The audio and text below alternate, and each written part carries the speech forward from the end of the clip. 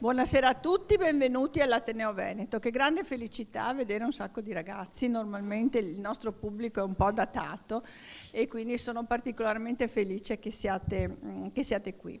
E quando la professoressa Rorre è venuta a propormi di chiudere questo progetto qui all'Ateneo Veneto, ho detto subito di sì. Primo perché è un progetto molto interessante, ma ancora di più perché riguarda le donne. In Ateneo Veneto, sotto la mia presidenza, abbiamo istituito un ciclo che si chiama proprio Donna Ateneo e che è attento, diciamo, alla condizione della donna nei secoli passati e nell'attualità. Parlavamo proprio prima con la direttrice del corso di archeologia, perché qui abbiamo tanti corsi in Ateneo, che l'anno scorso è stato dedicato proprio alle donne nell'ambito di quel settore. Un'altra cosa che mi ha molto incuriosito di questo progetto è il fatto che si parlasse di donne romane, in un'ottica molto, molto moderna con, diciamo, i problemi, le difficoltà che hanno le donne anche oggi. Perché so che avete parlato delle donne che parlano in politica o non parlavano in politica, della violenza sulle donne, tutti i problemi con i quali, diciamo, facciamo i conti. È importante guardare al passato perché dobbiamo capire da dove veniamo. Abbiamo una cultura meravigliosa, la cultura romana e poi ancora quella precedente, quella greca, e quindi, diciamo, capire le nostre origini è importante. Perché anche si fanno delle grandi scoperte e alle donne è stata data sempre poca attenzione. E quindi, siccome la storia è stata la storia degli uomini, la storia ha descritto le gesta degli uomini, le cose gli uomini hanno fatto e cosa gli uomini hanno detto, come se le donne non avessero fatto e detto niente. Invece la cultura adesso le sta riscoprendo per la parte che hanno avuto, non solo nell'evoluzione sociale della famiglia, che è quella scontata, ma anche nella politica, ma anche nell'arte. Di recente proprio abbiamo presentato un libro di donne artiste che ritraevano donne. E abbiamo scoperto che tra l'altro erano bravissime, anche se avevano delle limitazioni, come dire, educative enormi. Per esempio non potevano andare in certe accademie, non potevano ritrarre nudi, e nonostante questo sono state delle grandi artiste. E poi l'ultima cosa, perché forse quella è più triste, che dobbiamo constatare che i problemi sono sempre gli stessi. I problemi delle donne, le difficoltà delle donne e anche le tragedie delle donne, perché quando si parla di violenza, quando si parla di femminicidi, si parla di tragedie. E sono anche molto contenta che siano stati coinvolti dei maschi, degli studenti, perché l'evoluzione delle donne passerà attraverso le lotte delle donne, ma anche e soprattutto forse attraverso il cambiamento di atteggiamento degli uomini. E quindi noi confidiamo moltissimo nei ragazzi che vedo adesso, che saranno i futuri uomini, perché anche grazie a loro la situazione delle donne cambierà. E guardate, la condizione della donna e come viene, come dire, considerata dalla società e anche dalla legislazione, ormai è la misura della democrazia di un paese. In un paese dove le donne vengono non considerate, non c'è democrazia. Quindi sono molto curiosa di vedere che cosa siete riusciti a partorire, e vi ringrazio. E partorire, tra l'altro, sta molto bene con le donne, e sono molto contenta di avervi qui. Grazie.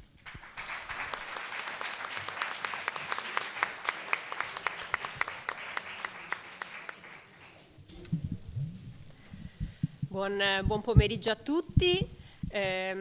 Io sono Francesca Ror e insegno storia romana e storia delle donne romane a Ca' Foscari, e questa giornata è organizzata da me insieme alla professoressa Alessandra Valentini, che è mia collega nello stesso ambito disciplinare. Beh, in primo luogo dei ringraziamenti molto sentiti, ringraziamenti all'Ateneo Veneto, non solo per l'ospitalità in questa meravigliosa sala, e il bello fa molto bene e aiuta davvero anche lo scambio scientifico, ma dei ringraziamenti per aver accettato diciamo, l'idea ed aver elaborato il progetto insieme a noi. Quindi è stato un lavoro congiunto, come ha detto poco fa la Presidente, che ringrazio davvero anche per essere qui, assolutamente aspetto non scontato. Quindi è una collaborazione di cui siamo felici e orgogliose. Per me è un po' anche essere a casa come socia dell'Ateneo.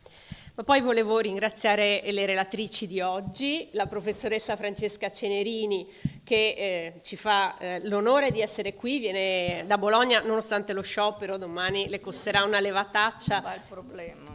Ma per gli studi di storia romana in generale e in particolare gli studi sul femminile è un punto di riferimento indiscusso che molti di voi appunto hanno molto ben presente, quindi è bello confrontarsi con lei, oltre a essere un'amica. Voglio ringraziare la professoressa Antonella Trevisiol che oggi ci parlerà di Giulia e che è una studiosa del mondo romano, in particolare di questa figura e anche del femminile, oltre a essere una energica e appassionata insegnante. Asia Rossetti e Elison Zambon, che saranno oggi relatrici e che sono nostre due studentesse ormai avanzate nel loro percorso formativo e parleranno dei podcast, di questa forma di comunicazione che abbiamo ormai attivato da tempo a Ca' Foscari, e poi i docenti che hanno lavorato con i loro studenti su questi temi, che quindi ci hanno regalato il loro tempo oggi, ma anche in un percorso di avvicinamento a questa giornata. La professoressa Trevisiola anche per il ruolo di docente, il professor Carlo Rosato naturalmente, e poi le professoresse Arcari e Masiero del Liceo Majorana Corner. Oggi ci sono con noi infatti gli studenti del Liceo Majorana Corner, gli studenti del Liceo Marco Polo, gli studenti del Liceo Bruno Franchetti e poi gli studenti dell'università, sia laureandi di storia romana che studenti del laboratorio dedicato alla storia delle donne e ai podcast. Quindi grazie a tutti. Poi avevo pensato di dirvi due parole sul tema, ma devo dire che la nostra Presidente ha perfettamente fotografato la situazione di cui vi volevo parlare, cioè il perché passare un pomeriggio a riflettere sulla storia delle donne nel mondo romano, una storia apparentemente lontana, ma che non è una storia vecchia, è una storia antica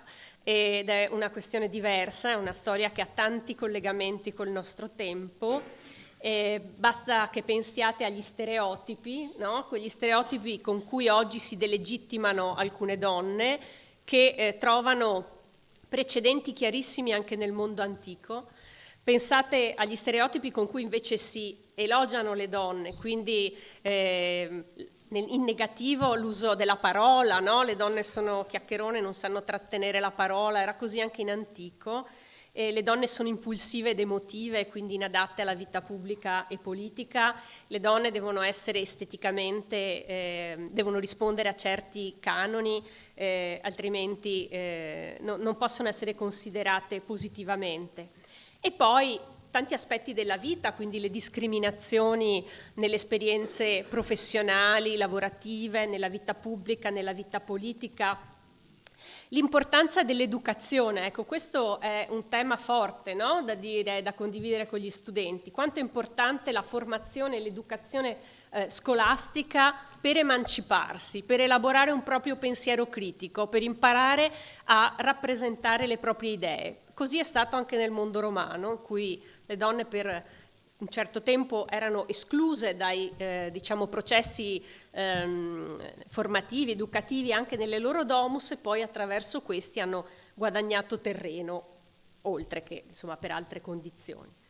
e poi aspetti più gravi come la violenza di genere, che è molto rappresentata nel mondo romano e anche in relazione alla quale emerge un'ideologia forte sulla quale riflettere e che ha delle sopravvivenze.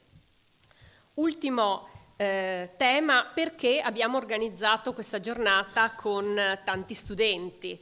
Perché è fondamentale, cioè la nostra idea è quella proprio di condividere questi temi con persone giovani che cominciano ad essere i nuovi cittadini di questo nostro mondo, che un domani l'avranno nelle loro mani, che oggi sono in formazione, quindi ricettivi nei confronti di tanti stimoli che vengono dall'esterno, ma giovani che abbiamo pensato anche avessero un ruolo attivo, non una classica, diciamo, conferenza con un pubblico che ascolta, ma giovani che pongono delle domande, perché le sollecitazioni che ci vengono da voi, da generazioni ai noi lontane dalla nostra, sono importanti per aiutarci a riflettere e anche a interrogare nel modo giusto le fonti con le quali ci confrontiamo. Quindi davvero grazie a tutti e lascio la parola alla professoressa Valentini, che sarà oggi il nostro maestro di cerimonia. Il bianconiglio in realtà, perché il mio ruolo oggi è quello, il mio ruolo è quello di fatto di scandire il tempo e tenere il tempo delle relazioni, perché appunto abbiamo un pomeriggio che è estremamente denso. Come avete potuto vedere dalla locandina, abbiamo un pomeriggio diviso in 3 parti molto intense, in cui appunto sarete chiamati, cioè gli studenti delle scuole superiori saranno chiamati e del laboratorio dell'università a interagire con i nostri relatori. Quindi mi unisco anch'io ai ringraziamenti che sono già stati fatti dalla professoressa Rohr e do immediatamente l'avvio alle attività, perché siamo già in ritardo. Fantastico.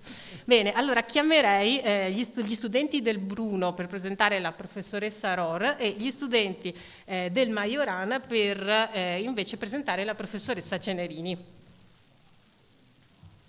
Prego.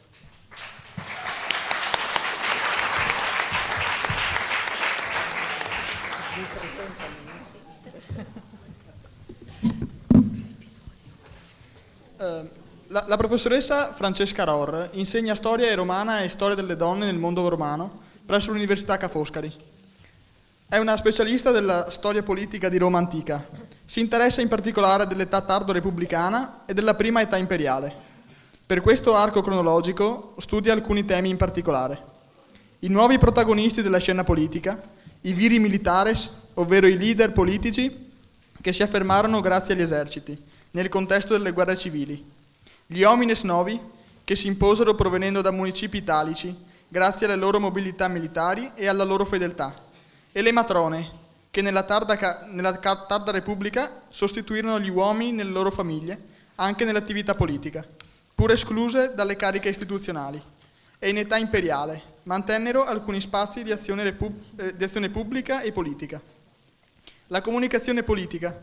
La ricerca indaga le diverse forme di comunicazione per scripta, ovvero attraverso la scrittura letteraria ed epigrafica, per verba, ovvero mediante l'oralità, la forma più diffusa di comunicazione, e per imagines, ovvero attraverso statue, edifici, ma anche mediante la gestualità, attivate in questo periodo di trasformazione e in particolare i discorsi politici, strumento fondamentale nel confronto politico del tempo.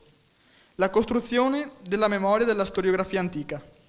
La ricerca approfondisce le modalità di elaborazione della memoria storica e il suo uso politico, con riferimento in particolare agli eventi di età triumvirale e del Principato Augusteo. La professoressa Rohr svolge la sua attività di ricerca nell'ambito di numerose reti di ricerca nazionali e internazionali, lavorando con colleghi di altre università italiane ed europee.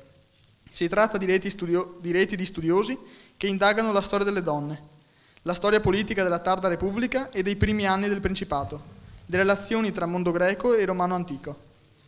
Le sue ricerche si giovano di numerosi finanziamenti per la ricerca, ottenuti partecipando a bandi nazionali. Per favorire l'incontro tra studiosi, lo scambio scientifico e la diffusione dei risultati della ricerca, ha organizzato convegni nazionali e internazionali. Ha tenuto numerose conferenze in Italia e all'estero sui temi della sua ricerca. Di recente ha tenuto lezioni presso l'Università Paris-Panthéon-Sorbonne come professore d'invito. I risultati della sua attività di ricerca sono il tema dei suoi corsi universitari, soprattutto magistrali. Ha organizzato laboratori e seminari per i suoi studenti, a cui si dedica con attenzione e compassione. Sono numerose anche le sue attività della public history, ovvero della diffusione dei risultati della ricerca scientifica anche fuori dall'università, presso la società civile, ovvero presso un pubblico di non specialisti ma di appassionati, conferenze presso centri culturali e associazioni in certamina delle scuole presso licei, collegi universitari, teatri, nel contesto di festival di letteratura, arte e storia, interviste televisive, radiofoniche, in siti destinati alla discussione di libri, pubblicazioni presso magazine e registrazioni video.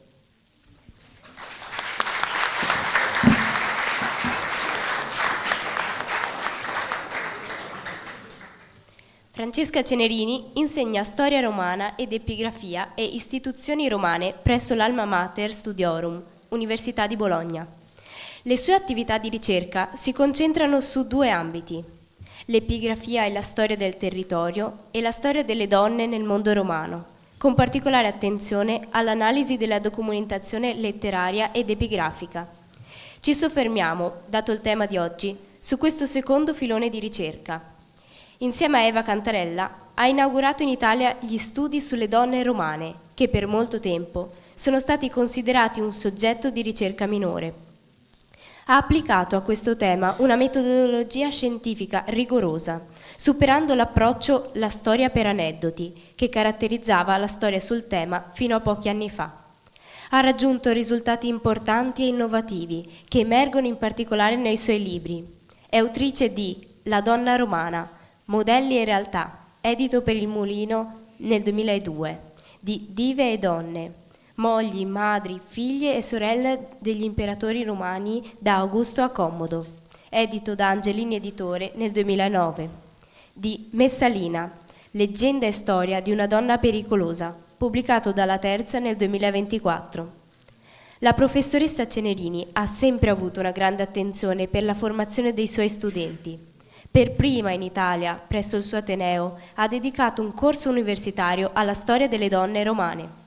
Questa esperienza è stata un volano anche per altre università, come Venezia e Torino. La professoressa Cenerini da sempre ha voluto condividere i risultati delle sue ricerche con il vasto pubblico. Ha tenuto conferenze, lezioni, seminari e interventi in tante sedi diverse, coinvolgendo un pubblico di appassionati. Tra le numerose attività ricordiamo la sua partecipazione a più puntate del programma Passato e Presente di Paolo Mieli e alla rassegna Luce sull'archeologia presso il Teatro Argentina di Roma. Grazie.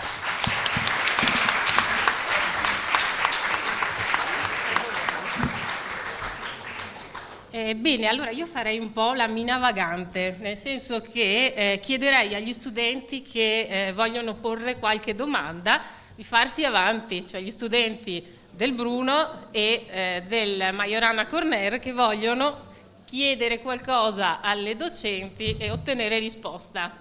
E qual è stato l'aspetto più sorprendente o inaspettato che ha scoperto durante la sua ricerca sulla vita delle donne in età romana? Permettete anche a me un piccolo ringraziamento alla Presidente di questa Ateneo Veneto che ci ospita in questa magnifica sala. Ho letto in una epigrafe in questo corridoio che si ricordano gli uomini illustri. Non mi è sembrato di vedere targhe di illustri femmine. Quindi a maggior ragione, arrivo anche alla sua risposta, a maggior ragione la ringrazio, la prima presidente donna di questo istituto, grazie di cuore. Grazie alla prof.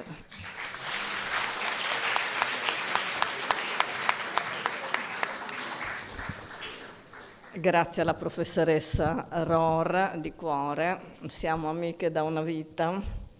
E grazie alla professoressa Valentini che posso dire, Alessandra, ti ho vista crescere e quindi sono molto contenta che oggi i nostri comuni interessi continuino a appassionare i giovani. Siete qui forse per i nostri studi c'è un futuro. Che cosa mi ha colpito? Allora, mi ha colpito in negativo sicuramente la scarsa attenzione delle fonti letterarie alle donne. Direi che questo è quasi un luogo comune. Le donne dalle fonti letterarie, conoscete tutti, i più importanti storici, sono caratterizzate o positivamente se rispondono a un determinato modello, ma d'altronde anche oggi, giusto? Noi siamo giudicate come donne in tutti i ruoli che ricopriamo secondo modelli, secondo stereotipi. Direi che di questo purtroppo non possiamo ancora oggi farne a meno. Dall'altro quindi vedere, toccare con mano, man mano io procedevo nella mia indagine, quanto poco di, come posso dire, oggettivo ci fosse in questa narrazione che era sempre strumentale. Quanto invece positivamente mi colpiva il fatto che altro tipo di fonti, ha letto prima la gentile relatrice che io nasco come epigrafista, sapete, quello che appunto veniva scritto sulle pietre, di cui l'interesse anche per la targa in questo Ateneo, una delle tante, e quindi sulle pietre il modello era diverso. Allora l'idea di incominciare a dialogare fra questi tipi di fonti, come se oggi noi leggessimo, dove ci documentiamo, leggiamo un quotidiano o leggiamo un blog di qualcuno, giusto? Allora tentare di fare dialogare queste fonti e provare a capire che cosa fosse la condizione femminile nella antichità romana. Spero di aver risposto. Possiamo esentare dagli applausi. Qualsiasi domanda.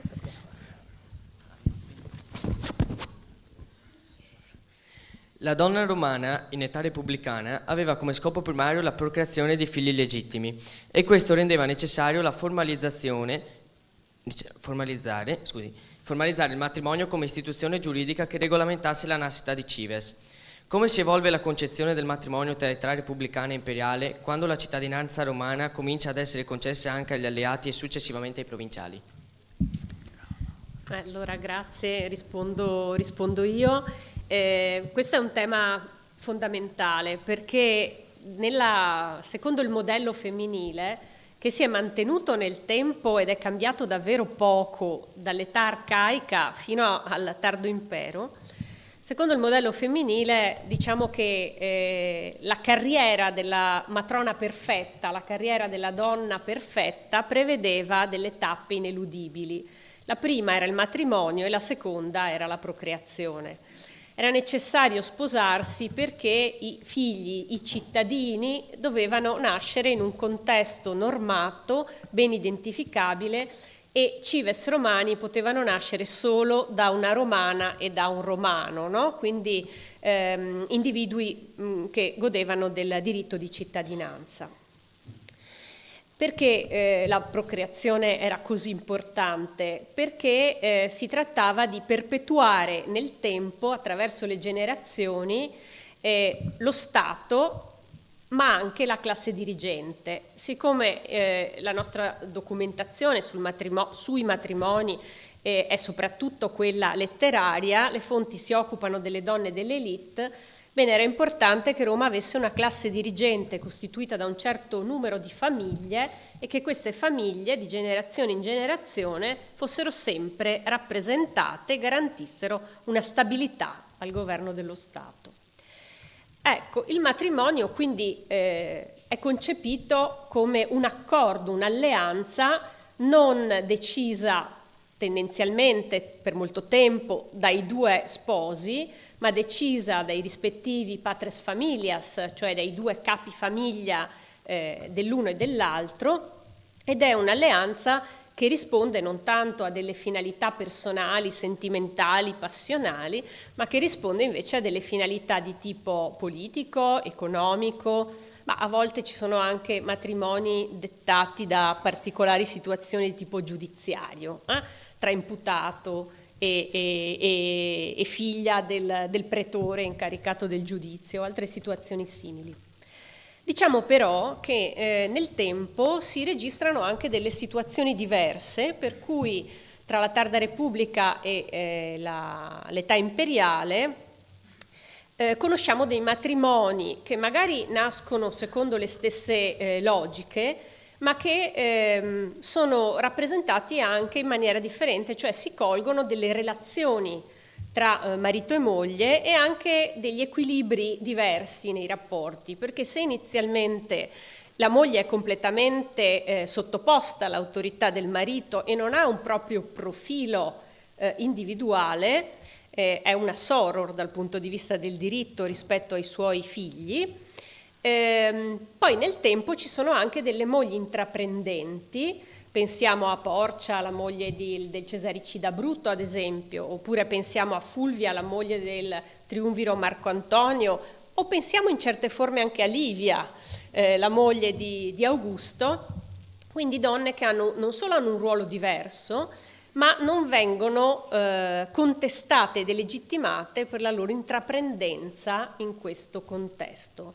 Quindi possiamo rilevare che c'è un'evoluzione che è legata anche alla trasformazione della condizione femminile, alla maggiore consapevolezza che le donne hanno, anche a una legislazione che le favorisce e che consente loro di avere un patrimonio personale, quindi di porsi nell'ottica del marito in termini, diciamo, dialettici e non più solo passivi. Quindi la situazione cambia e diciamo che avvicinandosi alla tarda Repubblica e poi all'età imperiale cambia anche un po' la stabilità dei matrimoni, che inizialmente sono matrimoni più duraturi e poi invece spesso diventano matrimoni molto brevi, perché l'instabilità politica determina il mutare delle alleanze, quindi i divorzi, che sono una pratica molto diffusa a Roma, e nuovi matrimoni e così via. Abbiamo un'altra domanda. Allora, il modello ideale di donna romana ha subito qualche cambiamento dopo l'incontro col mondo e la cultura greci nel secondo secolo? Chi risponde? Allora, senz'altro sì. Il punto fondamentale è un momento che noi riusciamo a individuare con estrema precisione, quello di cui già parlava la professoressa Rohr, il passaggio tra l'età repubblicana e quella imperiale. Che cosa succede? Ancorché il nuovo princeps Augusto proclami abbastanza propagandisticamente che si ritorna alla Repubblica, in realtà si instaura una autocrazia. Il potere decisionale politico è nelle mani di un uomo. Quindi questa autocrazia ovviamente ha come modello le monarchie ellenistiche, cioè quelle monarchie che sono sorte sulle, come posso dire, ripartizioni dell'impero conquistato da Alessandro Magno, i cosiddetti regni ellenistici, in particolare l'ultimo regno ellenistico, cioè l'Egitto, che alla fine della sua autonomia politica era governato, lo sapete tutti, da una figura emblematica che è Cleopatra, sorella del regnante, corregnante assieme al fratello Tolomeo XIII. Il padre Tolomeo XII era, come posso dire, debitore ai banchieri romani, per farvi capire la decadenza dell'Egitto, ma Cleopatra riesce a portare avanti un progetto politico con Marco Antonio, sapete, questo progetto si arena ad Azio il 2 settembre del 31 a.C., ma, come posso dire, come lei diceva, il ruolo che le donne, in questo caso le regine, le basilisse, hanno nel mondo orientale, per forza è presente anche a Roma. Cleopatra era venuta a Roma con Cesare, Cleopatra dice di aver avuto un figlio con Cesare, il famoso Cesarione o Cesaretto, che poveretto farà una brutta fine perché Augusto preferiva eliminare gli ipotetici fratellastri e quindi non avere problemi, fratellastro peraltro illegittimo, essendo nato, come diceva la professoressa Ror, da un matrimonio con una peregrina, perché era regina, ma era pur sempre una non cittadina romana, Cleopatra. Quindi cosa succede? Questo modello di, come posso dire, ruolo politico femminile, rappresentato dalle regine e dalle basilisse Cleopatra, cosa ci dicono le fonti latine? Augusto teme Cleopatra, la teme perché è portatrice di un modello che per Augusto, in questo suo compromesso, faccio finta di tornare alla tradizione repubblicana, in realtà instaura una monarchia, provoca questa sua politica di compromesso una evidente tensione nella sua stessa corte. Giulia, maggiore, non mi dilungo perché so che dopo ampiamente e con grande competenza verrà descritta questa figura, rappresenta proprio questa tendenza, come la possiamo chiamare, di tipo orientale, quindi una rivendicazione di un ruolo politico anche per le donne.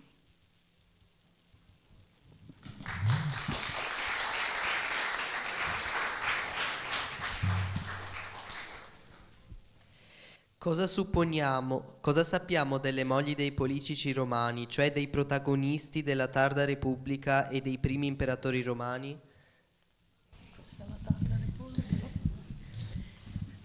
Allora, innanzitutto la domanda è molto ben posta, perché appunto mogli di è purtroppo un'etichetta ricorrente, no? Quando si parla di donne nel mondo romano. Come conosciamo queste donne? Perché hanno una visibilità nelle fonti? Ce l'hanno perché sono mogli di qualcuno o figlie di qualcun altro. E quindi solo poche donne riescono poi a guadagnare, diciamo, uno spazio nella storiografia e nella letteratura e a far emergere il proprio profilo biografico a prescindere da quello del proprio marito o del proprio padre o dei propri figli. Ecco. Quindi diciamo che queste donne hanno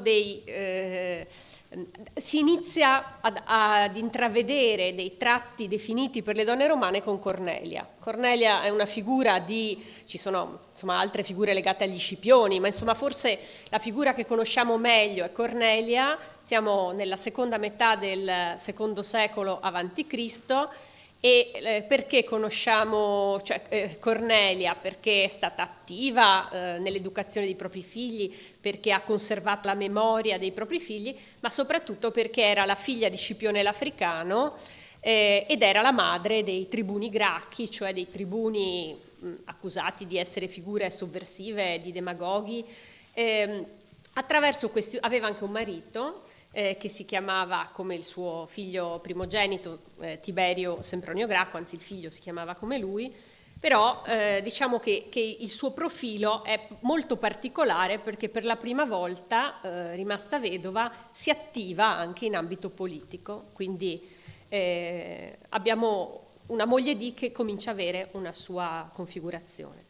Nella tarda Repubblica alcune donne emergono, diciamo così, nella memoria storiografica e letteraria perché la situazione è una situazione molto particolare, è una situazione di emergenza, è una situazione in cui i veri tradizionali protagonisti della vita pubblica, gli uomini, sono lontani da Roma, molti vengono uccisi, un periodo di guerra civile sanguinosa, tanti si devono nascondere. Le sedi tradizionali della politica, le sedi istituzionali vengono disertate. Ecco allora che però bisogna continuare a fare politica, si fa politica in sedi diverse come le domus private, cene politiche, incontri politici, le donne vivono in quei contesti, ecco allora che si occupano in prima persona, alcune donne dell'elite, di che cosa? Si occupano di preservare le posizioni di potere della loro gens, del loro casato, di garantirle fino a quando l'emergenza non finirà e torneranno i loro uomini. Ecco allora che abbiamo delle protagoniste Giunia II, la moglie del triumviro Lepido, ad esempio. Fulvia, l'ho già citata prima, ma è il mio personaggio preferito, la moglie di Marco Antonio, Servilia, la madre di Marco Giunio Bruto. Insomma, sono delle figure importanti che svolgono dei ruoli politici ma non istituzionali, ma probabilmente non lo fanno per un'ambizione di parità, come potremmo immaginare, o di emancipazione, lo fanno nella prospettiva appunto di garantire ai figli, la famiglia e anche i mariti, che possono essere caduti in disgrazia, essere in fuga, ma si spera torneranno. Ecco, l'ultimo aspetto che vorrei toccare riguarda invece l'età augustea. Allora, quando inizia il Principato, finisce l'emergenza e si attivano processi di normalizzazione a cui faceva riferimento prima Francesca Cenerini. Cioè Augusto si adopera affinché lo Stato riprenda, diciamo, il suo funzionamento. È vero che c'è un leader, ma apparentemente le istituzioni repubblicane riprendono la loro vita e le antiche pratiche e così via.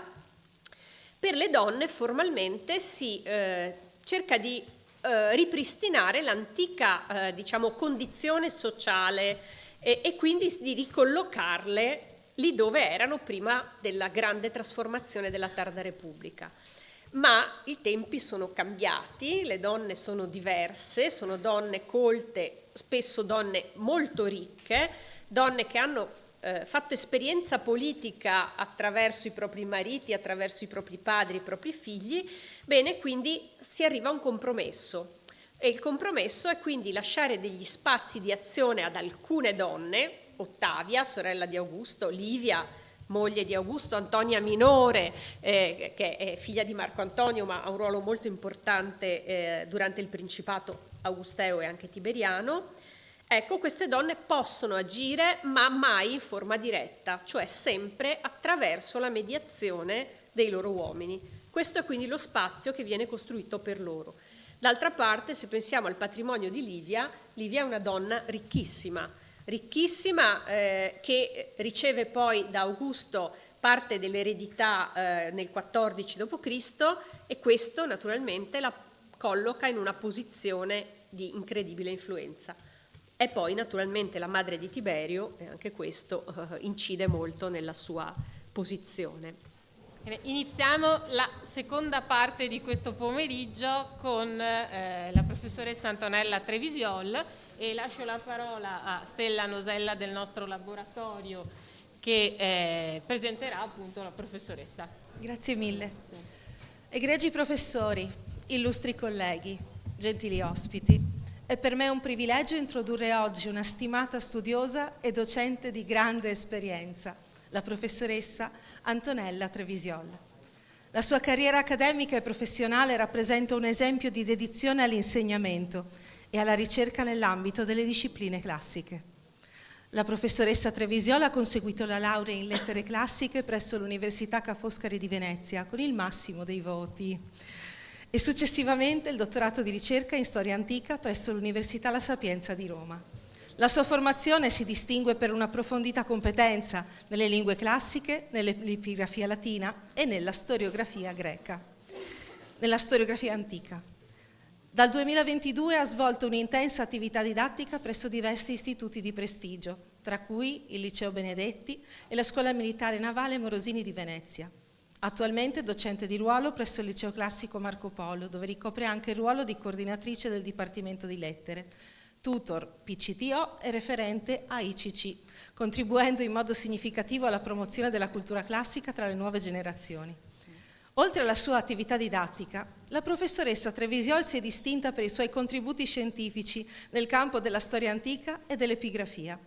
Ha pubblicato numerosi articoli in riviste specializzate e una monografia di rilievo sulla storia e l'epigrafia della provincia di Pesaro Urbino. La sua ricerca si caratterizza per una rigorosa metodologia filologica e un'analisi approfondita delle fonti, rendendola un punto di riferimento per gli studi classici. Ciò che contraddistingue la professoressa Trevisiol è la capacità di coniugare un elevato livello di competenza accademica con una profonda sensibilità pedagogica.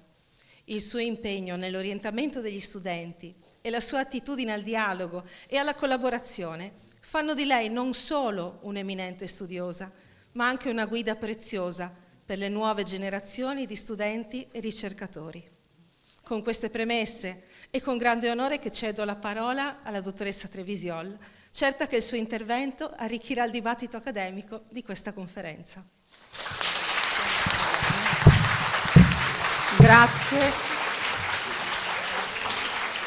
Grazie per queste bellissime parole. Ho detto, io sono una semplice docente di liceo, comunque grazie alla professoressa Ror, mia carissima amica dai tempi del dottorato appunto, e alla professoressa Cenerini, che per me è stata sempre un faro perché ho letto quasi tutto di quello che ha scritto, a Alessandra Valentini, che è un'amica, e alla dottoressa Magaraggia in primis, che è la presidente dell'Ateneo, e anche alle mie studentesse che oggi mi aiuteranno leggendo i testi, e agli studenti qui presenti. Allora, io girerò i testi, va bene. Allora, io parlerò, come vedete qui nel PowerPoint, di Giulia Maggiore. E il titolo che è stato scelto, Giulia Maggiore, una donna nello scandalo. Prima di arrivare però allo scandalo, io devo partire dal contesto per capire cosa è successo e perché.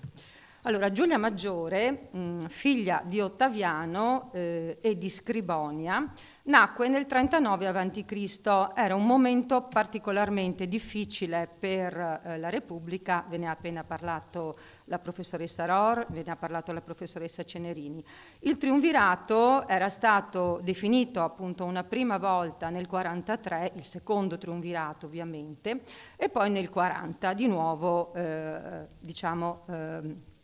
riproposto con forza, e si erano divisi i tre triumviri, si erano divisi le sfere di influenza, e come sappiamo il momento era particolarmente difficile perché tutti e tre desideravano avere, diciamo, un ruolo di spicco all'interno di questa istituzione. Proprio in questo momento nacque Giulia. Chi era la madre? La madre si chiamava Scribonia, apparteneva alla gens, illustre gens degli Scriboni, ed era un pochino più anziana di Ottaviano, perché poi era già stata sposata con 2 uomini di rango consolare e aveva anche già dei figli. Vediamo brevemente però le fonti che ci testimoniano le varie vicende, tra virgolette, sentimentali, che hanno caratterizzato la vita di Augusto nei primi decenni della seconda metà del I secolo a.C. Prego Agnese, comincia a leggere il testo che poi vedete anche qui sopra.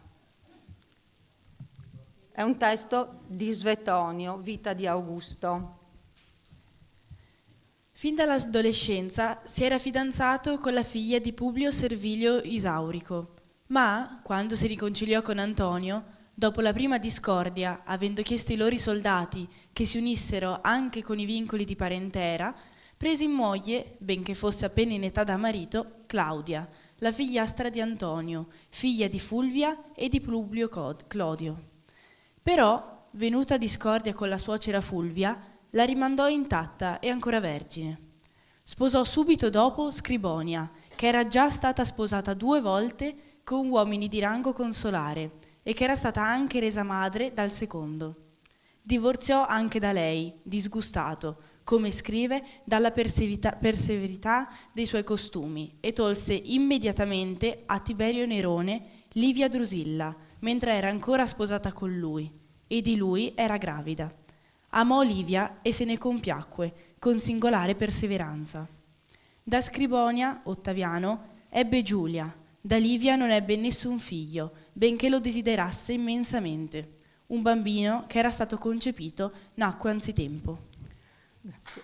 Da questo no, lasciamo, se no non riusciamo a stare nei tempi. A piano aspetta, ti devo dire io quando. Da questo testo si evince quindi che Ottaviano aveva stretto altri legami con donne, diciamo, prima di conoscere Livia Drusilla, con la quale lui convisse più di 50 anni, ma su questo torneremo più avanti. Ritorniamo a Giulia e a Scribonia. Scribonia era sorella di Scribonio Libone, suocero di Sesto Pompeo, figlio di Gneo Pompeo. Ottaviano aveva sposato Scribonia nel 40. Ma per quale ragione? Per cementare un'alleanza politica con Sesto Pompeo. Infatti, di che cosa aveva paura? Aveva paura che la forza navale di Sesto Pompeo, che in quel momento noi sappiamo tiranneggiava nel Mar Mediterraneo con incursioni di pirateria, bloccando rifornimenti granari alla capitale, insomma temeva che la forza di Sesto Pompeo si alleasse con Marco Antonio. E così ci riferisce Appiano. Appiano, la guerra civile. Pensando a questa eventualità, mentre gli erano state fatte offerte di nozze con molte fanciulle, scrisse a Mecenate di combinare il suo matrimonio con Scribonia, sorella di Libone, suocero di Pompeo, per avere anche questa possibilità di arrivare ad un accordo con lui, se fosse necessario. Come fu informato, Libone scrisse ai suoi di sposare senz'altro Scribonia a Cesare. Come abbiamo letto, il matrimonio era servito quindi a cementare e a rinsaldare i rapporti tra Ottaviano e i pompeiani. Il matrimonio con Scribonia era servito proprio a questo, perché Scribonia era parente di Sesto Pompeo. Che cosa succede? Dopo gli accordi di Brindisi del 40 a.C., i rapporti fra Triumviri e Sesto Pompeo erano compromessi. Ottaviano quindi decise di ripudiare la moglie. Scribonia non serviva più perché la relazione appunto tra lui e Scribonia non era più utile alla politica e addusse come pretesto la condotta immorale, i licenziosi costumi che torneranno spesso in questa storia, e decise quindi di sposare Livia Drusilla, che però in quel momento era sposata con Tiberio Claudio Nerone, ma soprattutto in attesa del secondo figlio, che sarebbe stato il futuro Druso Maggiore. Sempre nello stesso periodo, siamo tra 40 e 39, quindi nel 40 sposa Scribonia, nel 39 la ripudia per licenziosi costumi, decide di sposare Livia, ma Scribonia è incinta e Scribonia partorisce una bambina, Giulia, l'unica figlia di Ottaviano Augusto. Ritorniamo su Ottaviano e qui ci aiuta Velleio Patercolo. Velleio Patercolo, storia di Roma. Tiberio Claudio Nerone aveva 3 anni quando Livia, figlia di Druso Claudiano, con il consenso di Nerone, suo precedente marito, aveva sposato Cesare. Abbiamo letto quindi che subito dopo la nascita della figlia Giulia, Ottaviano ripudiò Scribonia e sposò Livia. Ma qual è stato il motivo? Abbiamo visto che Scribonia non gli interessava più perché la relazione era ormai diventata impossibile per questioni politiche. Qualche storico ci parla di infatuazione improvvisa, ma ci sembra molto difficile. E perché proprio Livia? Molto più verosimilmente dobbiamo pensare alla necessità da parte di Ottaviano di stabilire dei rapporti con altre famiglie aristocratiche, esponenti della nobilitas, come era la famiglia di Livia Drusilla, che era figlia di Druso Claudiano. Anche in questo caso è uno storico Tacito negli annali a darci delle indicazioni e stiamo bene attenti quando appunto Petra leggerà, perché si dice che Livia Drusilla era una donna molto acuta ma molto pericolosa, già Tacito ce lo dice. Prego. Tacito, Annali. Poi Augusto, invaghitosi della sua bellezza, la tolse al marito. Non sappiamo se contro il volere di lei, con tanta impazienza da condurla, senza darle il tempo di partorire, ancora incinta, nella propria casa. In seguito ella non diede alla luce altra prole, ma, congiunta al sangue d'Augusto attraverso l'unione di Agrippina e Germanico, ebbe comuni con lui i pronipoti. Irreprensibile nella vita familiare, secondo gli antichi modelli, affabile più di quanto fosse consentito alle donne d'un tempo, madre dispotica e moglie indulgente, capace di adeguarsi perfettamente alle manovre del marito e alla dissimulazione del figlio. Ecco, già qui ci viene presentata la moglie, la nuova moglie di Ottaviano, come capace di adeguarsi perfettamente alle manovre del marito e alla dissimulazione del figlio. Quindi una donna di potere, come è già stato detto precedentemente. Torniamo a parlare di Giulia. Giulia, piccola, rimase da sola con il padre. Crebbe nella casa del padre, ma senza la madre, perché la madre era stata ripudiata. Svetonio ancora, nella vita di Augusto, ci racconta come Giulia cresceva in una casa piena di bambini. Prego. Svetonio Augusto educò la figlia e le nipoti, in modo che si abituassero anche a filare la lana, e proibì loro di dire o fare qualsiasi cosa, se non in presenza di tutti, e in modo che potesse essere riportata nel diario giornaliero. Ai suoi nipoti insegnò di persona a leggere e a scrivere. Sappiamo che le furono affiancati anche i migliori insegnanti, e in questo caso è Macrobio che ci racconta. Prego. Aveva un amore per la letteratura e una considerevole cultura, qualcosa di facile da ottenere nella sua famiglia. Una squisita educazione, congiunta ad estrema dolcezza d'animo, attiravano enorme simpatia. Augusto affermò, dinanzi ad alcuni amici, che aveva 2 figlie dilette di cui occuparsi, la Repubblica e Giulia. Quindi amor literarum e multa eruditio sono i tratti che distinguevano Giulia, quindi una passione per la letteratura e una grande erudizione. Quindi su tutto, dalla filatura della lana all'istruzione, alle sue frequentazioni, alle sue amicizie, vigilava senza dubbio Livia, che era la matrona della casa, nonché moglie ormai di Ottaviano Augusto, ma non era la sola. Nella stessa casa c'era anche Ottavia, sorella di Ottaviano e zia di Giulia, e avrà anche lei certamente contribuito all'educazione della nipote, e quindi la piccola Giulia sarà cresciuta a corte con i cugini, i figli del primo matrimonio di Ottavia con Claudio Marcello, con le figlie avute dal secondo matrimonio con Marco Antonio, e in più anche con i piccoli di Marco Antonio, che Marco Antonio aveva avuto dei precedenti matrimoni. Attenzione, perché tra questi c'era anche Iullo Antonio, figlio di Marco Antonio e Fulvia, che avrà un ruolo molto importante nello scandalo di cui si è parlato all'inizio e che ha dato il titolo a questa relazione. Quindi la giovane Giulia sarà stata seguita sicuramente anche dal padre Ottaviano, che, come abbiamo visto da Macrobio, amava parlare di lei con tanto affetto.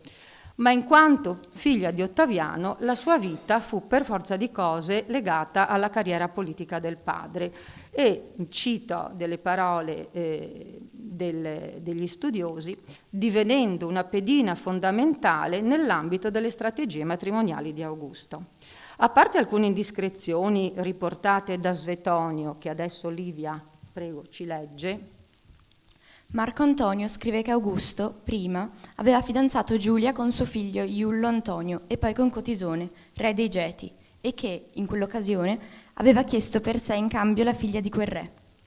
Abbiamo detto veridicità si dubita soprattutto della seconda parte appunto del testo adesso letto. Sappiamo invece con certezza che a soli 14 anni, siamo nel 25 a.C., andò in sposa al cugino Marco Claudio Marcello, che era figlio di Ottavia, sorella di Augusto. E qui ci racconta Plutarco. Plutarco, vita di Antonio. Antonio lasciò come discendenza dei figli avuti da 3 mogli. Solo il maggiore, Antillo, fu ucciso da Cesare. Ottavia accolse gli altri e li allevò insieme ai suoi. Cleopatra, la figlia di Cleopatra, fu data in moglie a Giuba, il più grazioso dei re, e Iullo Antonio, il figlio di Fulvia, divenne così importante che se Marco Vipsanio Agrippa deteneva il primo posto presso Cesare e i figli di Livia al secondo, a Iullo Antonio apparteneva ed era riconosciuto il terzo. Poiché Ottavia aveva avuto da Gaio Claudio Marcello 2 figlie e un figlio, Marcello Cesare lo adottò e lo fece suo genero, e diede in moglie ad Agrippa una delle figlie della sorella. Dato che Marcello morì appena dopo il matrimonio, e per Cesare non era facile trovare tra i suoi amici un genero di fiducia, allora Ottavia avanzò la proposta che Agrippina sposasse la figlia di Cesare, ripudiando la sua. L'idea piacque prima a Cesare, poi ad Agrippa, ed ella si riprese sua figlia e la diede in moglie a Iulo Antonio, mentre Agrippa sposò appunto la figlia di Cesare. Plutarco, come abbiamo visto, ci presenta parecchi dettagli e tutti questi matrimoni combinati che facciamo fatica a ricordare. Riferisce quindi che nella casa di Ottaviano Augusto venivano educati insieme i discendenti di Ottaviano e di Marco Antonio sotto la protezione di Ottavia. Marcello sarebbe divenuto quasi sicuramente l'erede di Augusto se la morte non lo avesse colto ancora giovane. Noi sappiamo quanto fosse legato al nipote l'imperatore, tanto che anche nelle Res Geste ricorda di aver fatto costruire un teatro a suo nome. Marcello infatti morì soltanto 2 anni dopo il matrimonio con Giulia nel 23 a.C. e non lasciò alcun erede. Subito dopo la morte del caro Marcello, Augusto cominciò a riflettere sulla necessità di garantirsi una successione attraverso la figlia, una successione di sangue, a lui premeva molto questo. Ecco allora che nel 21 a.C., quando Giulia aveva 18 anni, andò in sposa a Marco Vipsanio Agrippa, grande collaboratore di Augusto, ma che aveva ben 25 anni più di Giulia e aveva già avuto parecchi figli dai suoi precedenti matrimoni e forse proprio per questa ragione venne scelto, come gli studiosi affermano. È sempre Svetonio che ci informa, oltre al Plutarco già letto, su quanto abbiamo appena detto. Prego. Svetonio Augusto.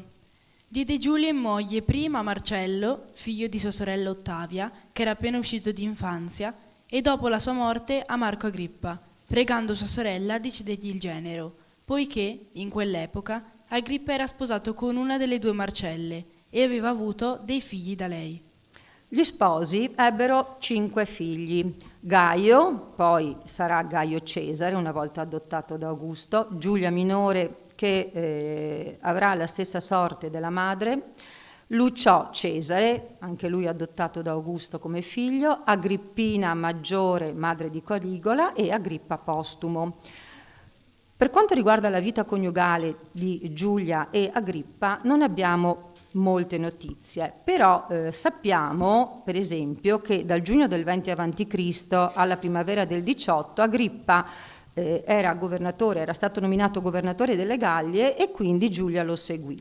Poi nel 17 a.C., che era un anno molto importante perché l'anno dei Ludi Seculares, in cui i nipoti Gaio e Lucio appunto furono adottati vengono adottati da Augusto quindi come suoi figli, ecco che di nuovo Agrippa e Giulia sono insieme perché ad Agrippa viene affidata una missione in Oriente e Giulia lo segue. Quindi questo ci fa pensare che forse il matrimonio era anche felice, comunque i 2 coniugi andavano d'accordo nonostante la differenza d'età. In seguito, mentre Giulia era incinta del 5° figlio, perché come dicevo hanno avuto 5 figli, che si chiamerà Agrippo Postumo proprio perché è nato dopo la morte del padre, appunto mentre Giulia era incinta Agrippa morì e siamo nel 12 a.C. e Agrippa aveva 51 anni. Non appena questo accadde, Augusto cominciò a pensare ancora una volta al matrimonio ad un coniuge per sua figlia. Sarebbe stato il terzo e lo scelse tra i membri, diciamo, della famiglia del ramo Claudio, come sappiamo bene. Ancora una volta è Svetonio che ci ricorda velocemente quanto accaduto.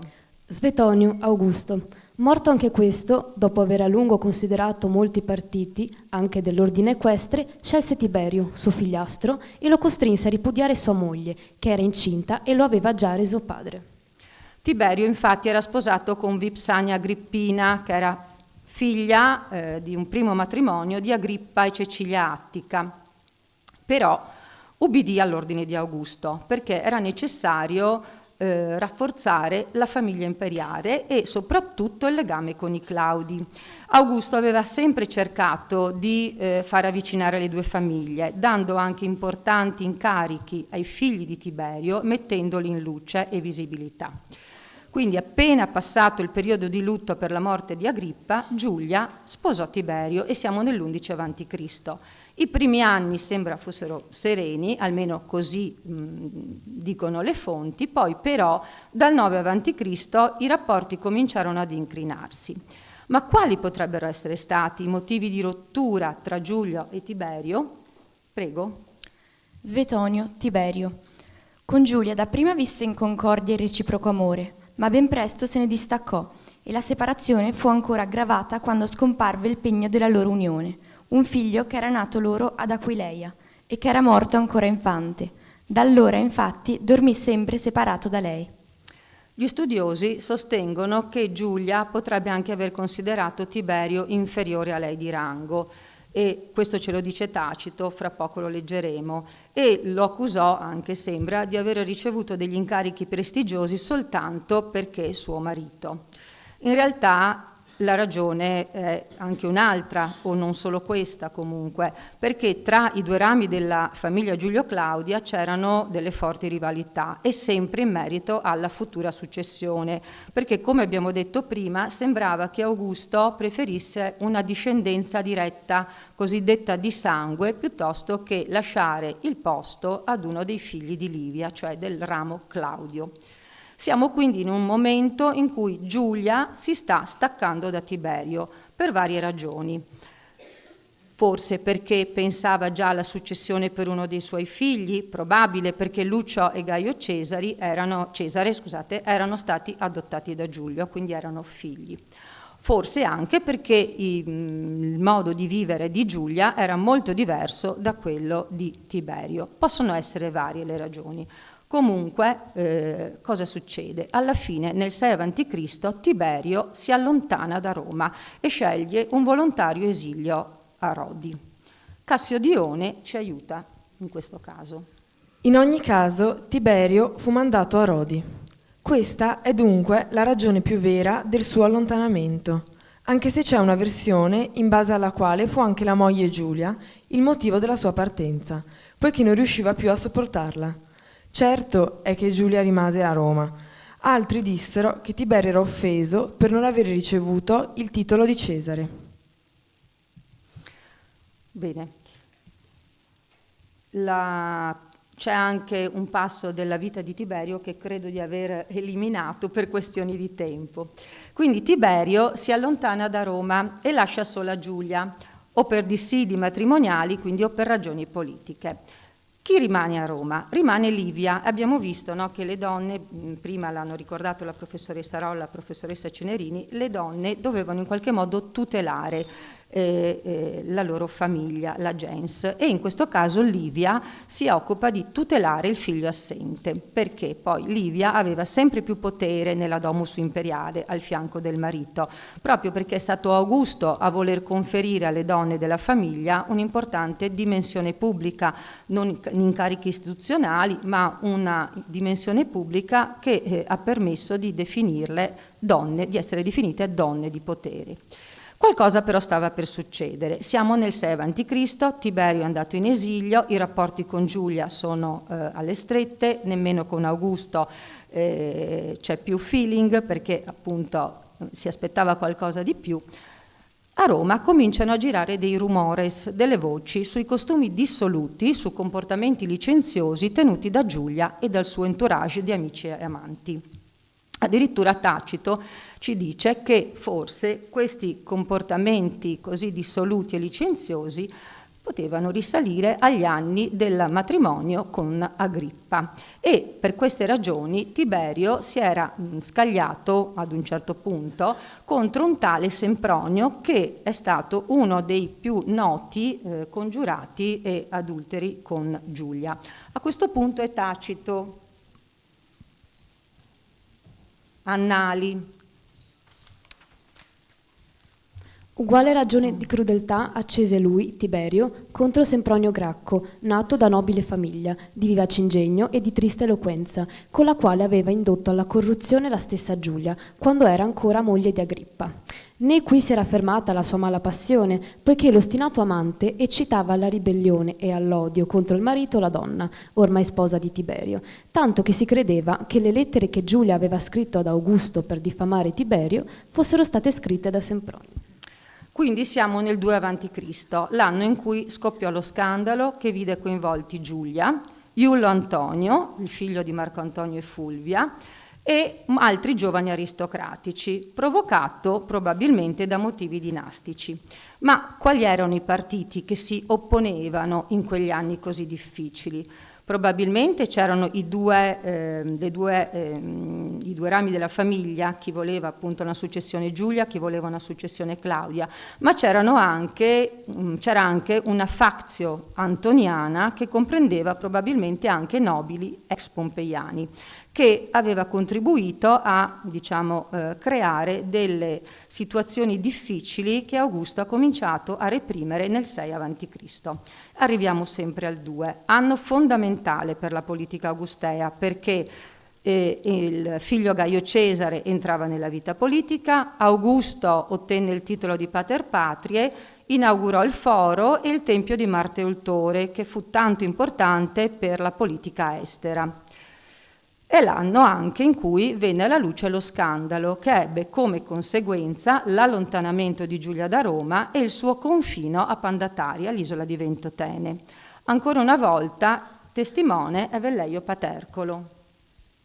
Ma in Roma, proprio nell'anno in cui il divo Augusto, console con Gallo Caninio, cioè 30 anni fa, in occasione della dedicazione di un tempio a Marte, aveva soddisfatto i desideri e gli occhi del popolo romano con grandiosi giochi di gladiatori e con spettacoli di battaglie navali, si scatenò nella sua casa una tempesta di cui ripugna parlare e il ricordo spaventa. Difatti, sua figlia Giulia, dimenticate la grandezza di suo padre e del marito, per dissolutezza o libidine, non lasciò nulla di intentato di quanto una donna può fare o subire di turpe, pareggiando anzi l'altezza della sua condizione con la licenza di peccare. Pretendeva che fosse lecito tutto ciò che le piacesse. Quindi le fonti antiche ci riportano quanto fu reso noto dalla versione ufficiale che era stata divulgata per volere di Augusto, cioè Giulia e i suoi adulteri come il motivo della sua severa condanna. Anche Seneca scrive a questo proposito alcuni decenni più tardi. Seneca, i benefici. Il divo Augusto punì sua figlia, impudica oltre il valore spregiativo del termine impudica, con la relegazione e rese di pubblico dominio gli scandali della casa imperiale. Amanti ricevuti a frotte. La città attraversata da cortei notturni di gozzovigliatori, il foro stesso e i rostri, da cui il padre aveva proposto la legge sugli adulteri, scelti dalla figlia per le sue turpitudini. Il quotidiano correre al ritrovo presso la statua di Marsia, reclamando, dopo essersi trasformata da adultera in prostituta, il diritto di ogni licenza sotto un ignoto amante. Questi fatti, che un principe deve punire così come li deve tacere, perché la turpitudine di certe cose ricade su colui che le punisce, egli aveva divulgato dominando la propria ira. Poi, essendo subentrata, dopo un intervallo di tempo, al posto dell'ira la vergogna, si doleva del fatto di non avere nascosto col silenzio quei fatti che aveva ignorato per tanto tempo. Anche Plinio nella storia naturale definisce Giulia come exemplum licentiae e parla anche della statua di Marsia di cui è stata nominata appunto nel testo precedente. Tralascio la parte relativa al Marsia perché altrimenti non ce la faccio a finire in tempo. Ritorniamo ai fatti del 2. Quindi è forse rintracciabile qualcosa di più dalla lettura di Plinio e Cassiodione, che ci lasciano intravedere, gli unici che ci lasciano intravedere l'esistenza di motivi politici al di là dell'adulterio. Plinio infatti ci parla di adulterio da parte di Giulia e di progetti di parricidio, enumerando le disgrazie toccate in sorte ad Augusto. Però Cassio Dione, che adesso sentiremo, afferma che Iullo Antonio avrebbe aspirato al potere, quindi l'adulterio, il parricidio e un pretendente al trono. Prego. Cassio Dione. In quella circostanza, dunque, quando venne a sapere quello che stava accadendo, Augusto si adirò a tal punto che non riuscì a mantenere la cosa entro le mura domestiche, ma ne rese partecipe il Senato. Conseguentemente a ciò, Giulia venne confinata a Pandataria, un'isola nei pressi della costa campana, e la madre Scribonia la seguì spontaneamente nel suo esilio. Iullo Antonio morì, insieme ad altri uomini, in vista come se avesse attentato alla monarchia, mentre i rimanenti vennero banditi in varie isole. Probabilmente quindi Iullo, secondo i piani del gruppo di Giulia, avrebbe dovuto ricoprire il ruolo che sembrava dovesse spettare a chi? A Lucio Gaio Cesare o ai figli di Livia. Pertanto doveva esistere uno schieramento contrapposto ad Augusto che riuniva vari elementi distinguibili in ex antoniani ed ex pompeiani che riconoscevano come leader il figlio di Marco Antonio, Iullo.